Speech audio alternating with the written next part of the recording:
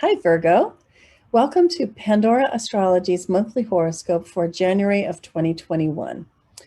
This month's themes around career and work can be well addressed in a mission orders reading, and you can find the link for that in the YouTube description below. 2021 has an entirely different character from 2020, and that's a really good thing because 2020, frankly, kind of sucked. And one reason for this change is that Jupiter and Saturn have moved into Aquarius, which is a big tonal shift. We talked about that already in your December horoscope, so you might want to check that out. We've also made a playlist for the events of 2021. You can find that on our YouTube channel, Pandora Astrology. Hey, Julia, what do Mercury, Venus, and Mars have to say to all of the Virgos of the world right now? Well, Virgo, so I'll start with Mars because Mars begins the month in your 8th house of other people's money. And it's been in the 8th house for a number of months because it's done a whole retrograde cycle here. Now, Mars brings frustrations, Mars brings flare-ups. So any shared finances you've been dealing with, whether it's joint credit cards, whether it's inheritances, investments, loans, debts, taxes, government stimulus bills, you're still dealing in the very first week of the month with a very frustrating cycle, having to deal with all things in terms of shared money. But then on January 6th, Mars is going to move into your 9th house. The 9th house is a house of higher education. It's also the house of law. So if you're in school, you could be running into flare-ups and frustrations with learning. This is also a travel house. So maybe you might experience other frustrations with any travel plans that you might also be trying to do around this time. You might be ready to hit the road. Oh yeah, like burning and itching to go. 9th house also represents legal matters. So you might also, if you're in any kind of hairy legal situation, it might get a little bit hairier too at that cycle. Now, Mercury, the planet of communication and meditation, begins the month in your 5th house of games and fun and amusement. So for the first week of January, you're going to want to just spend your mind and spend your time just kind of having fun or playing games or doing creative projects. It might be really hard to stay focused and get to work. But then on January 8th, Mercury's going to move into your 6th house of work. So you'll be a lot more focused afterwards. This is also a great time for any spring cleaning that you might need to do, since the 6th house is also the house of organization. So your mind is going to be much more in the game after January 8th. Now, Mercury is going to go retrograde on January 30th at the very tail end of the month, and it's going to have most of its retrograde cycle in February. So we're going to talk about that and how it affects you in our next crop of videos coming out soon. So stay tuned. Venus, the planet of art, beauty, and relationships, begins the month in your 4th house of family and home. So the first week of January, you're getting along really well with your family members or the people that you live with. Then on January 8th, Venus moves into your 5th house. And again, this is the house of fun. This is also a wonderful transit for dating, either taking your partner out and having a hot date with them or going out and meeting somebody new as well. Yes, indeed. So we have the beginning of a new season, which is the season of Aquarius, and that happens when the sun moves into Aquarius, which is your 6th house. And as you can see, there's quite a gathering of planets in that house. This is the house of health, work, service, and personal organization. So the sun brings the spotlight of attention to this area, where Saturn and Jupiter have already begun the year. And this is going to be an area where you're doing some pretty hard work and doing some pretty fierce growing this year for sure.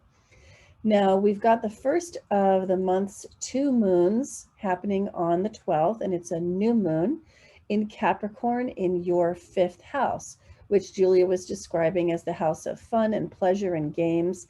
Absolutely. Also a house of creativity and self-expression and self-discovery. We're calling this moon Newborn Ambitions Phoenix Rising because of its themes of rising from the ashes of destruction. And I like that image because Pluto's been traveling through Capricorn for some years already, and it's been in your 5th house. Now, Pluto is a planet, among other things, of addictions. And if you have developed a gambling addiction, or if it has, you kind of felt like you sort of had one and you felt like compelled to be gaming, then during this time, it's probably in the last couple of years gotten way worse. And this moon could be a time for a whole fresh new start, a new beginning, a release, a rebirth. And if you feel like that's what's coming around on, the merry-go-round, then grab that brass ring, please. We have later in the month, moon in Leo on the 28th. And that falls in your 12th house. Another theme here, sort of a watery theme similar to Pluto. The 12th house is a house of the hidden. It's a house of dreams and imaginings.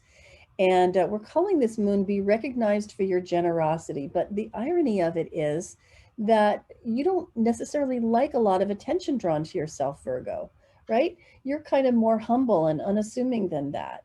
And so, but isn't it nice to be noticed, in a small way when you didn't expect it, by somebody who really knows how much you care about the details and how excellent you really are. And that could very well happen under this moon around the 28th. And the more so if you're willing to just, take your light on out from under a bushel and let it shine a bit. This winter is a really good time to plan new projects. And the reason for that is twofold. One, the pandemic hot degree has expired. Woohoo!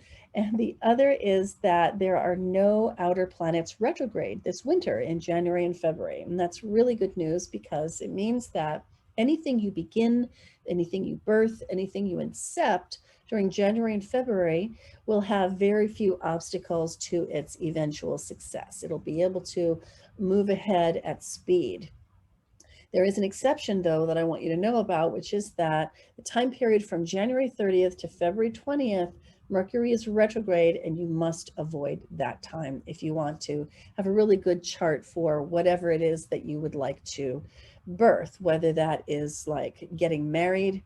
It would involve eloping, though, because I'm not talking about planning the wedding. I'm talking about actually having the wedding. Or whether you would like to break ground for building something, or whether you would like to acquire a large possession, such as a car or a house, or buy a property. These are good months for doing that, except Mercury retrograde. Well, that's all that we have for you today, Virgo. Thanks for watching. If you enjoyed this video, please do like and subscribe and share widely. Visit our Pandora Astrology channel on YouTube if you want more horoscopes like this one or the news of the month. And you can find our monthly forecast on our website, pandoraastrology.com. And there you could also get a reading or even join a class. And until next time, we'll see you around the cosmos. Bye. Bye-bye.